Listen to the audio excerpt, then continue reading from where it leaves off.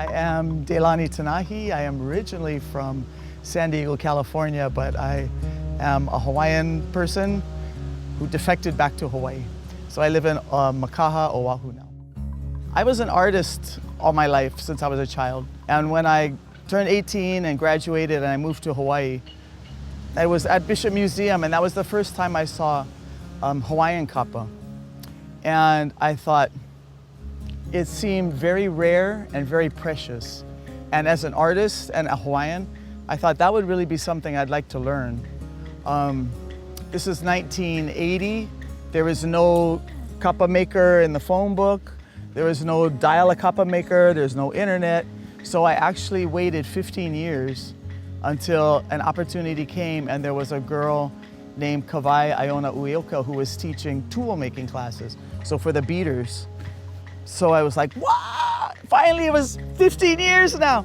And and when I teach, I tell the kids this, you will never know what it is to wait. And so, when I look back on my career, this was 30 years ago, I realized that I've always been a professional kapa maker.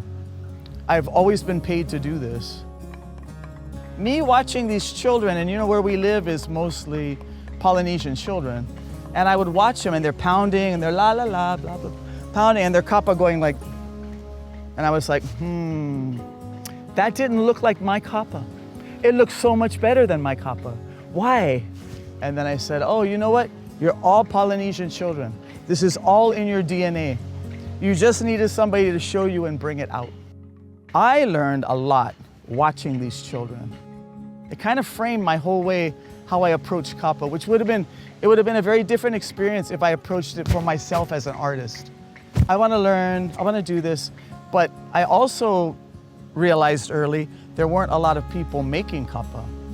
And so suddenly I see that I am becoming this person responsible for the information about this art, what I say about it, what I know about it. So although I read a lot, I really relied a lot on what I felt about it. And so I'm just looking past you because the whales keep swimming by, like their big old tails. As an artist, I have never liked geometries and abstracts. My art always is very illustrative.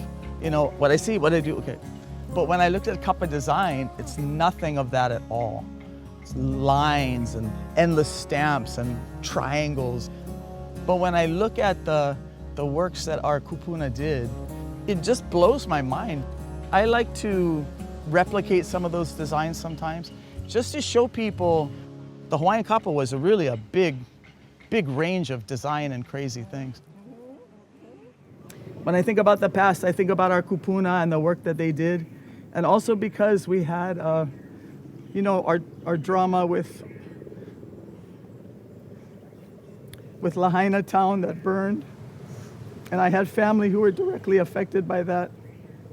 And Lahaina was the seat of government at one time.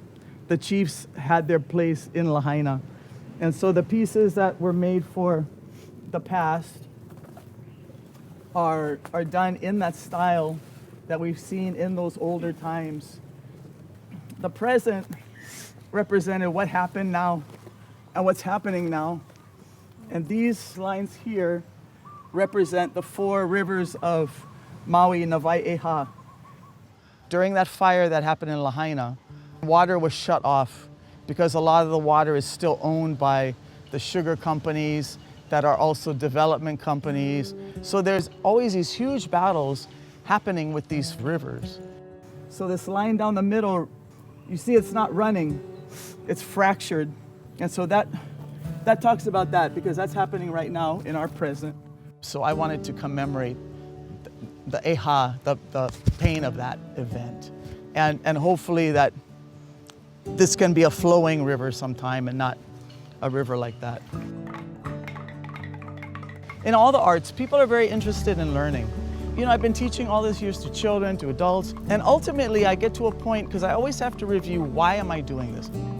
If you're taking down a 10-foot tree, what is really going to happen to this tree that honors the life of that tree? I want the life of those trees to really matter. When I am using it, teaching it, sharing it. We're trying to get back to a focus of traditional use, traditional sharing. Trying not only to teach classes, but to create kapa makers, because I won't be here forever. And people need to pick it up and carry it and run with it and keep teaching it. There must always be innovation in art, and you know that. But with traditional arts, there must always remain a connection to it. That's why as an illustrator, I don't illustrate on kapa, because I feel like once there's a picture, the focus is on the picture, not the canvas. And this is way much more than a canvas. And I feel like when you put traditional design on it, it incorporates itself into the kapa itself. It's an ongoing, everlasting process to get to where we want to be with hanging on to the ancient practices and innovating into the future with, you know, the additional practices that any artist, you know, should do. You know, you learn the art, you break the art, you recreate the art. And then your students should do the same thing. So.